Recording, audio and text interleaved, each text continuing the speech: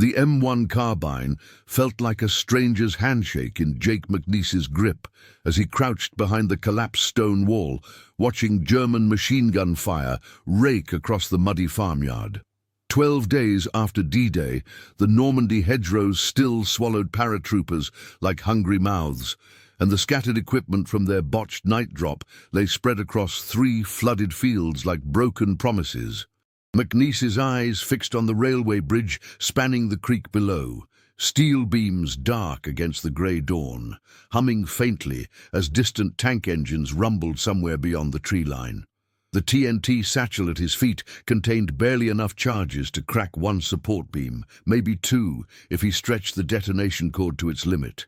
Not enough for a clean demolition, but enough to make German armor think twice about crossing. The original plan had called for a full company drop with adequate explosives to bring down the entire span. Instead, McNiece found himself with 3 pinned-down paratroopers, a handful of charges, and orders that made less sense with each passing hour. Hold the bridge until relieved. The radio had crackled at 0400. But relieved by whom?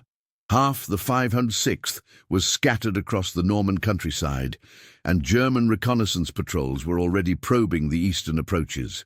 Corporal Jimi Hendrix dragged himself through the mud, blood seeping from his left thigh, where a Mauser round had punched through muscle and sinew. His movements were careful, deliberate, the kind of precision that comes from knowing one careless gesture might draw the machine gunner's attention. McNiece had seen that same careful control in his own hands lately, the way he lingered over blasting caps and timing fuses as if touching them might reveal some hidden truth about the job ahead. "Sergeant, we can't hold this position much longer," Hendrix whispered, his voice tight with pain and exhaustion. "Those MG-42s have the whole approach covered." McNiece studied the German position through the morning haze. 8 soldiers, maybe 10, dug in among the bombed farmhouse ruins with overlapping fields of fire. Professional work. The kind of tactical setup that suggested these weren't green conscripts, but experienced troops who understood the value of the bridge they were defending. Private Tony DiMaggio lay flat against the hedgerow, his bar silenced after the bipods snapped during their hard landing. The big Italian kid from Brooklyn had stopped making jokes sometime around midnight, when the reality of their situation settled in like cold fog. Now, he just watched the German position with the steady gaze of a man calculating odds he didn't like. The wooden water trough 30 yards from the enemy nest caught McNiece's attention. Behind it, a stone cattle shelter offered concealment and a clear line of sight to the bridge's eastern approach. The plan forming in his mind wasn't elegant. McNiece never trusted elegant plans, but it might work if he could get close enough with the charges. He checked the TNT satchel again, counting the blocks of explosive like rosary beads, 6 charges, each wrapped in wax paper against the Norman dampness. Enough to damage the bridge, not enough to guarantee its destruction. The length of detonation cord measured exactly 47 feet. He checked it 3 times since dawn, barely sufficient to reach the bridge's main support beam from the nearest cover. The carbine's unfamiliar weight reminded him of all the equipment scattered across the drop zone. His preferred Thompson submachine gun lay somewhere in a flooded ditch, along with the rest of his demolition pack and any hope of completing this mission according to the manual. But McNiece had learned long before Normandy that survival often meant making the wrong tools do the right job. A distant artillery barrage echoed from the direction of the beachhead, reminding him that larger battles raged beyond this small corner of the war. Somewhere staff officers were moving pins on maps and calculating tonnages destroyed. But here, in the mud and cordite smoke, success would be measured in simpler terms, whether his men lived through the morning and whether German tanks would find an intact bridge waiting for them. If stories like this make you imagine what you'd do under fire, tell us in the comments how you think you'd react in this situation, and stay with us for the next chapters. The morning fog provided just enough concealment for McNiece to study the bridge's structure through his field glasses. The steel beams showed signs of previous damage, scorch marks from an earlier air attack that had failed to bring down the span. German engineers had reinforced the weakened sections with timber braces, creating new stress points that might work in his favor if he could place the charges precisely. Captain Morrison's voice crackled through the radio handset, distorted by static and distance. McNiece, Division wants that bridge held intact until further notice. German counterattack expected from the east. McNiece stared at the handset as if it had spoken in a foreign language. Hold the bridge intact while German armor approached from the same direction they were supposed to defend against. The contradiction felt like trying to solve a puzzle with half the pieces missing. Sir, we've got maybe 8 men in fighting condition and limited ammunition, McNiece replied, keeping his voice level despite the frustration building in his chest. If we don't blow that bridge, those tanks will roll right over us. Static filled the pause before Morrison's response. Orders are to hold. Reinforcements inbound your position.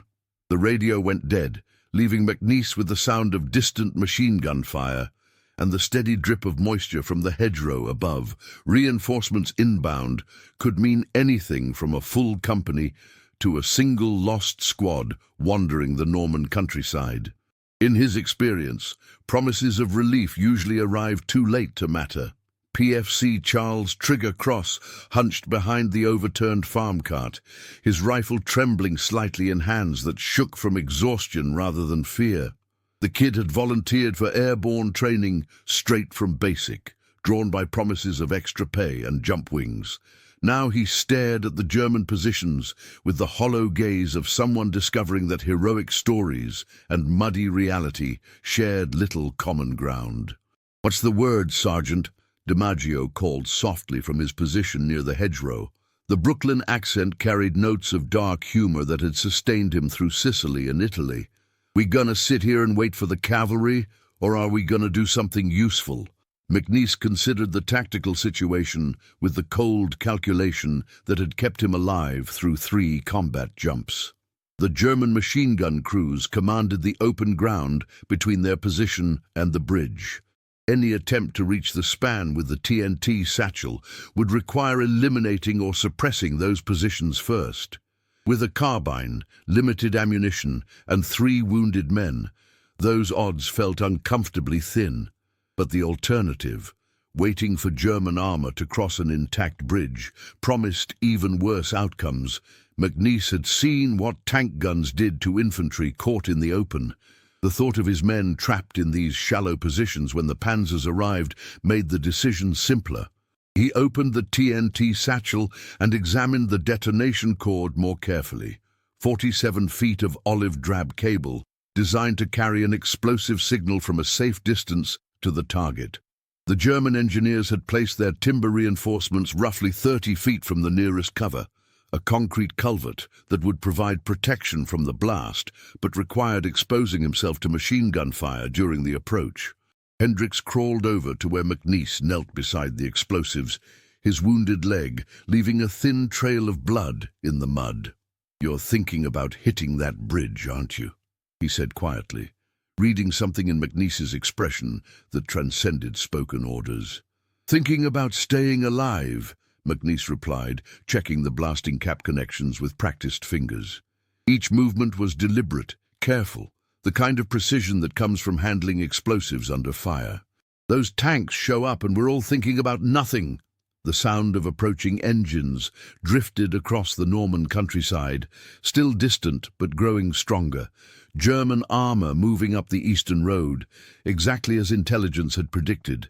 McNiece estimated perhaps 20 minutes before the first vehicles reached the bridge approaches. 20 minutes to make a decision that would either save his men or destroy them all. The sound of tank treads on cobblestone carried clearly across the morning air, growing closer with each passing minute. McNiece counted at least 3 vehicles, possibly more, grinding their way along the narrow Norman roads toward the bridge that represented their lifeline to German forces defending the beachhead. A runner appeared through the hedgerow, a young private from Easy Company with wild eyes and a message that changed everything.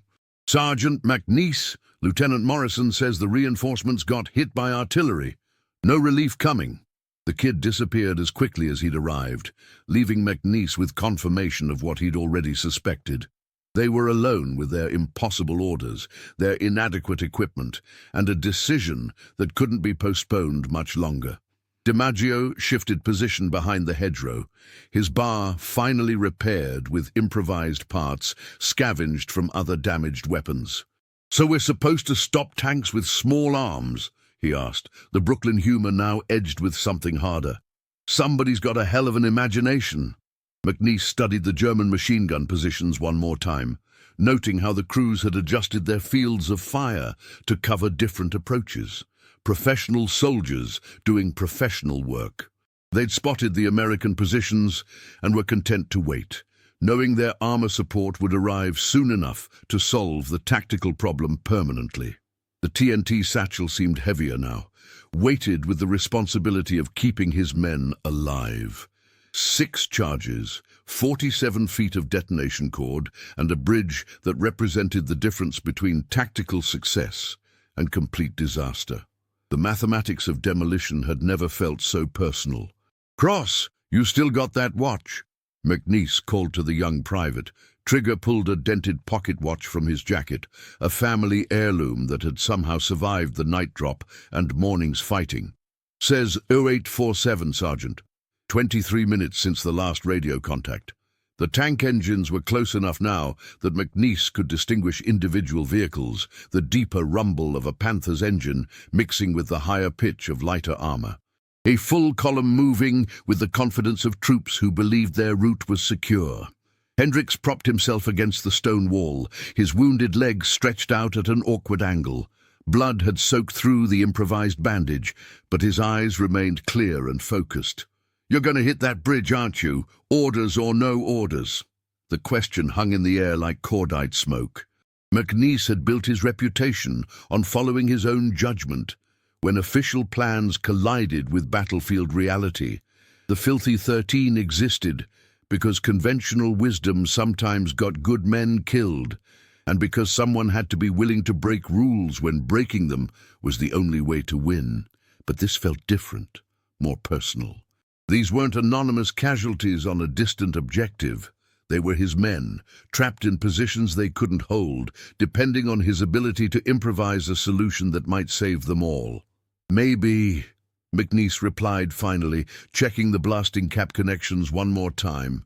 His hands moved with practiced precision, but underneath the steady motions lay a tremor he couldn't quite control. "Maybe not. Depends on how fast those tanks move."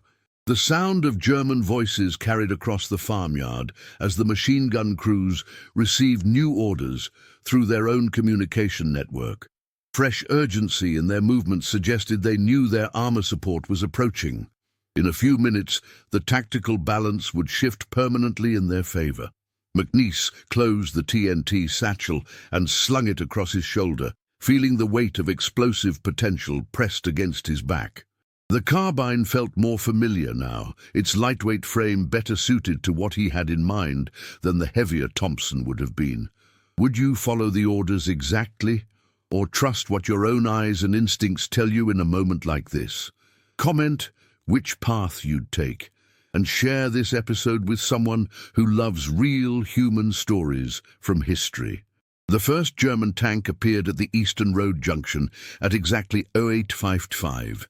Its hull-down position revealing just the turret and main gun above the earthen embankment. A Panzer IV by the look of it, with the long-barreled gun that could reach across the bridge, approaches and turn their shallow positions into a killing ground. McNiece made his decision with the cold clarity that separated veterans from casualties. "DiMaggio, give me covering fire on those machine gun nests. Hendricks, you and Cross move back to the tree line when I signal. This is gonna get loud."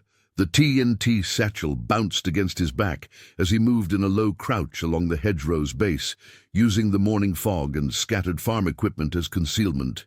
Each step required careful placement. One snapped branch or displaced stone could draw the German gunner's attention before he reached the bridge.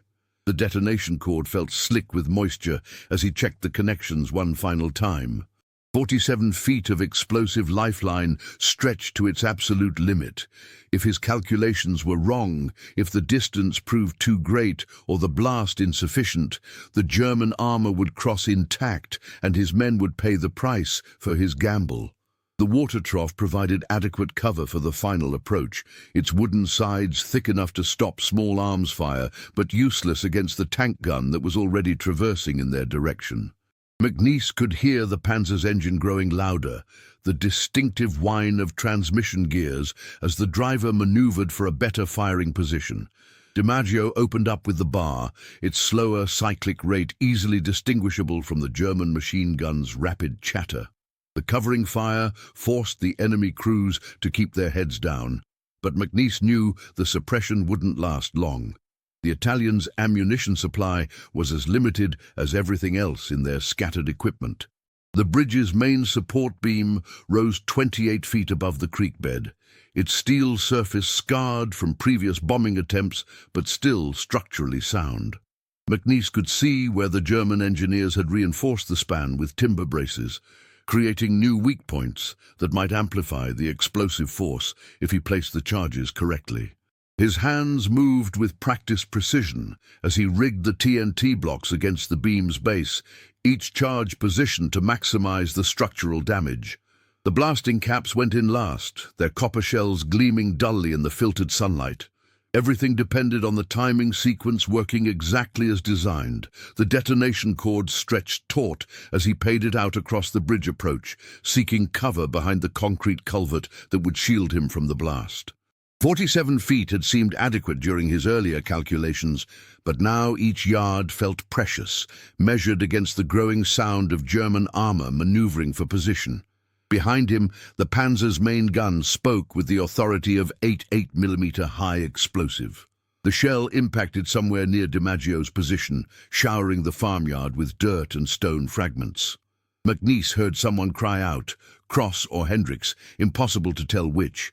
But there wasn't time to look back. The firing circuit came together with a mechanical click that seemed impossibly loud against the background of combat noise. McNiece crouched behind the culvert and checked his watch. 0901. The tank would have a clear shot at his men's positions within the next 60 seconds. After that, covering fire and concealment wouldn't matter. He pressed the plunger. The explosion lifted the bridge's eastern span cleanly off its supports, steel beams twisting like broken fingers before crashing into the creek below. The concussion wave rolled across the farmyard, rattling windows in the bombed farmhouse and sending German soldiers diving for cover. McNiece felt the blast pressure in his chest and ears, a physical reminder of the forces he'd just unleashed. The bridge lay in ruins, its twisted wreckage forming an effective barrier against anything larger than infantry. The Panzer's main gun fell silent as its crew assessed the new tactical situation. But as he rose from behind the culvert, McNiece realized his gamble had cost more than he'd calculated. The explosion's timing had been perfect, the structural damage complete. But the detonation had also announced their position to every German unit in the area.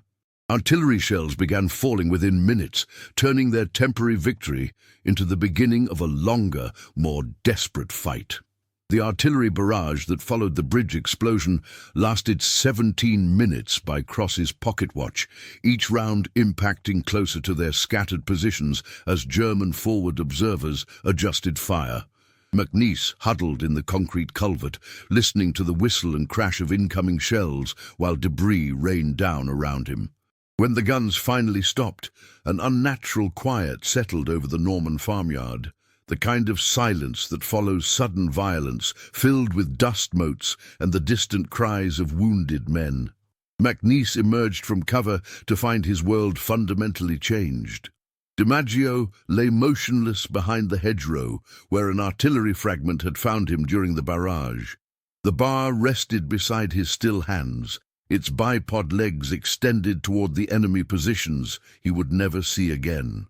The kid from Brooklyn, who joked about regulation haircuts and army coffee, had died protecting men he'd known for barely 6 months.